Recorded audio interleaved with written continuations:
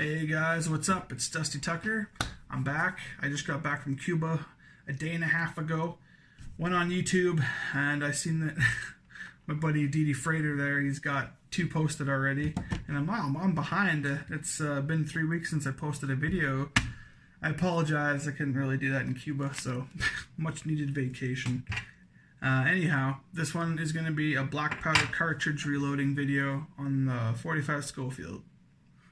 So in case there's viewers out there that don't know what a 45 Schofield is, let's put it next to a 45 Colt. It's just a little bit shorter, and I won't get into the history with that. I don't feel like getting into the history with it. Just watch one of Hickok's videos on it. He'll explain it. Anyway, this is going to be a loading, so I'm going to go through the stuff, what you need. You're going to need some .44 or 45 wads. These are dry wads. I just bought some just because I haven't. I'll get mass quantities later. I just wanted to give it a try, see if I like it, and I do like it. It's very fun. And you'll need some lube wads too. These are lubed wads by Oxyoke, and this is only, it comes in a pack of 100, and it's kind of expensive. So I decided immediately I needed to find out a cheaper way to go about wads, and I made my own lube. This is a version that I made without lamb's tallow, without animal fat. So this stuff will never go bad. In a jar like this, it'll never go bad with the stuff that I have in there. So it took me a while to figure out the ingredients for it, but I found the best solution, and I'll probably show you at the end of the video what's all involved in that process. But for now, let's continue with the stuff you're going to need. You're going to need black powder. So I'm using Triple F powder by Hodgson. Make sure you got the Triple FG there for the granule size. So that's a pistol powder, and of course I got that in my little ketchup bottle too, just to make sure. I don't put the tight because I've only been using the one kind of black powder so far, because I haven't tried Pirate X or any of the other types yet, but so far I really like this stuff. It's easy to clean, and it's got lots of snap. So I've heard it actually has more snap than the other substitutes, but I don't know. And then you're going to need a powder measurer. This is just my small one, the one I use for pistol calibers. It's set to 25 grains, because for this video I'm going to be showing you 25 grains for the loading process. Alright, so, and of course you need your brass. These ones have not been case mouth expanded or primed. These ones are fresh out of the tumbler. I like to size them and deprime them after they're through the tumbler. That way I don't get the little bits of media stuck in the flash holes. So, and then you got your average regular base stuff set up there, and the bullets I'm going to be using is 200 grain lead round flat nose cast bullets. I casted these ones myself and sized them and everything, so we'll use those bullets. That's what I've been using for my 45s. So I got a little bit of loading data from another shooter, so might as well get started here. Alright, so we're going to start with the priming and resize, or expanding the case mouth. So I'll just move the camera here and we'll get to it. Alright guys, we're over in the press now. So we got our Winchester large pistol primer for Magnum and standard loads in the cup, ready to go. So we're just going to move that up a little bit, flare the case mouth, and seat that primer. Now you want to make sure your primer, especially for revolvers, is flush or just a little below flush, and then you won't have a problem there. So that one's good to go. I'm not going to show you all of them. I don't want to bore you guys to death. So alright, we'll be back here in a second, guys. Alright guys, we got all the cases, case mounts expansions done, and we got the primer seated and everything, so that step is good to go. Now our next step would be to apply some powder. Alright, so now we want to take our powder measure, set to the grains that we want. In this case it's 25 grains. So we're going to go ahead and get our powder here and fill in the case.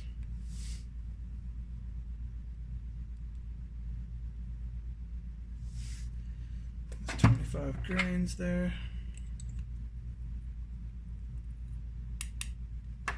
Alright, so that's how much of the case. I don't know if you can see it. I don't know if you can see that. I can't. You might not be able to, but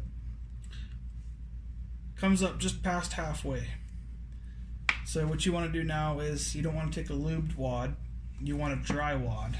Make sure you put a dry wad in on top of the powder. In some cases you can use little cardboard cards, but I don't have any, so I just go ahead and take the dry felt wad and just put it on top.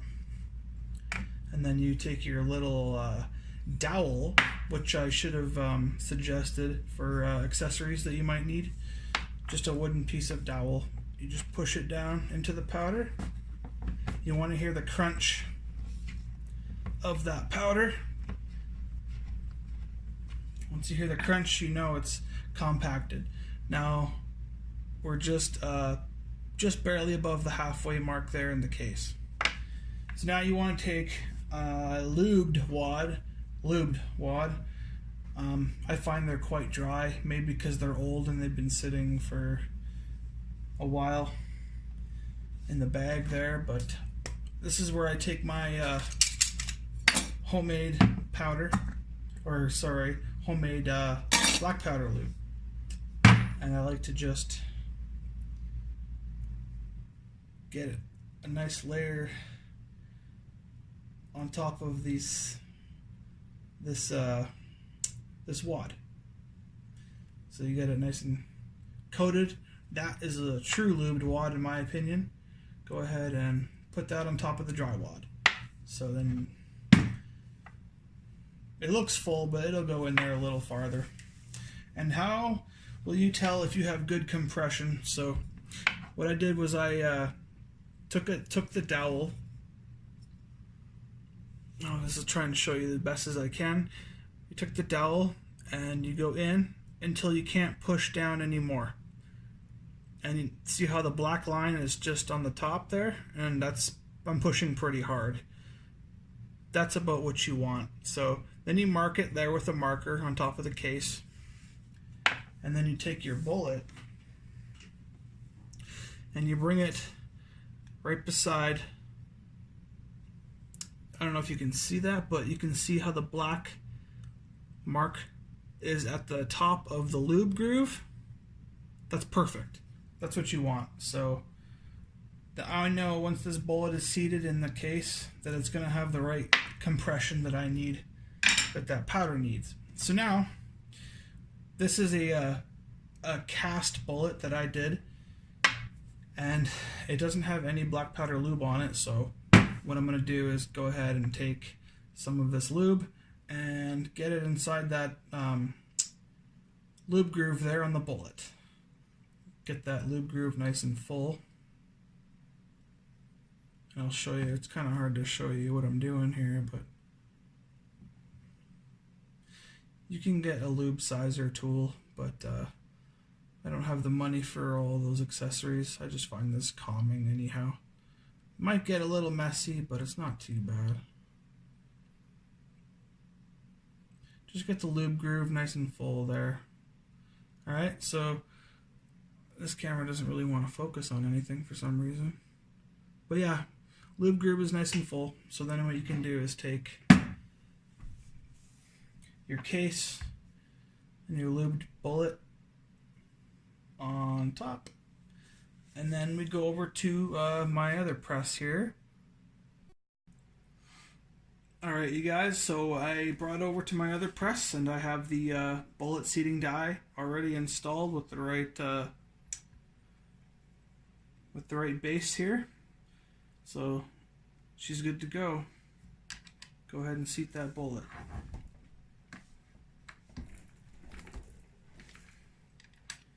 There she is. That's it. There's a finished product of a black powder cartridge. So there you go. There's a black powder cartridge ready to go. And I suggest, if you're going to mix it in with other cartridges, maybe to do something like mark the back of the bullet, like I did here, with a B. Sorry, going backwards. With a B on the backs of the bullets. That way I know that that is a black powder cartridge. So all the ones on this side are black powder, and the ones on this side are normal. That way I don't get them mixed up and start shooting smoke clouds with non so smoky clouds. And now that we're at the end of the video, I'm going to go over how I make my black powder lube for those of you that might be interested on how to make it. It's pretty simple. What I did was I just found all these ingredients from 3 or 4 separate videos that I watched.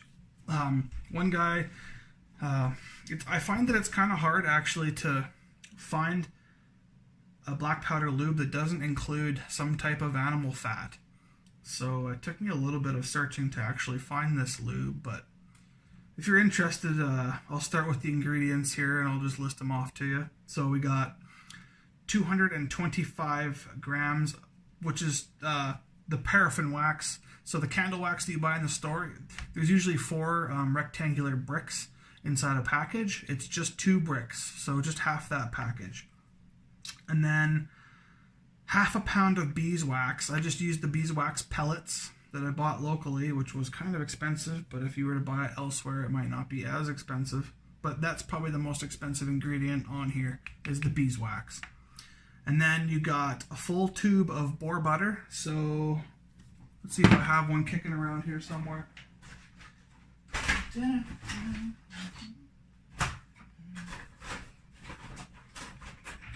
I cannot find one, but it's usually the liquid stuff that you put on top of the cap and ball revolver, the percussion, the balls there, the gushy stuff that comes in like a toothpaste tube.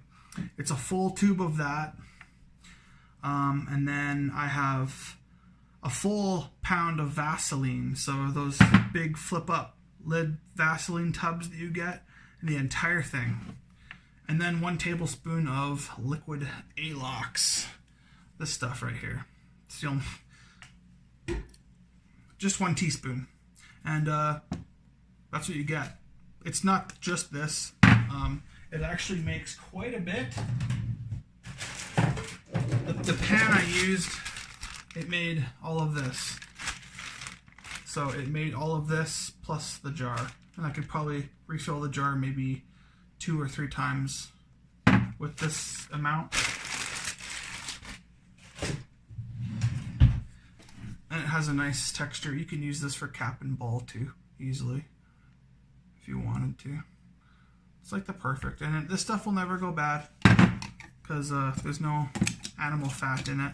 I know it's not the traditional way to make it, but I just don't want to have to make a batch every few months, you know, once it goes bad and whatnot. So that's how I make that. The best way, well, the way I did it was you're not supposed to make this stuff or any kind of black powder lube on direct heat. I did, only to speed the process up. It was taking too long with the other method where you got the water on the bottom and then you got your gap and then your pot on top. I just put it on direct heat, but I did the hot cold method where I would put it on there for a few seconds, take it off, stir it, put it on for a few seconds, take it off, stir it. Until I just found it was a lot faster on the direct heat than it was in that buffer. But yeah, it came out perfect. If it ever catches on fire, smother it. Don't pour water on it. yeah, smother it. But it shouldn't happen with this stuff. It's not really, I think this is pretty good stuff. I've used it a few times already now, and it seems to be working good. The reason, in case you guys are new, the reason why you want to use a softer lube for black powder is because you want to keep that fouling in the barrel soft so you can keep shooting more and more consistently and more accurate. So it's why you want to use a soft lube, not a, I guess you'd call it a hard lube. I don't know what you would really call it, but I hope some of you guys found this video useful. Like, comment, subscribe would be greatly appreciated, and keep making some more of these videos. Hopefully I don't run out of content here soon, but no, my channel is going to be basically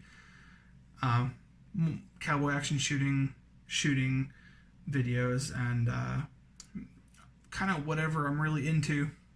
So there might be some random stuff, like you might have saw a video on a bug out kit with their fat rope stuff there. I'll have a video tossed in there every so once in a while about stuff like that, and just whatever I'm really interested in.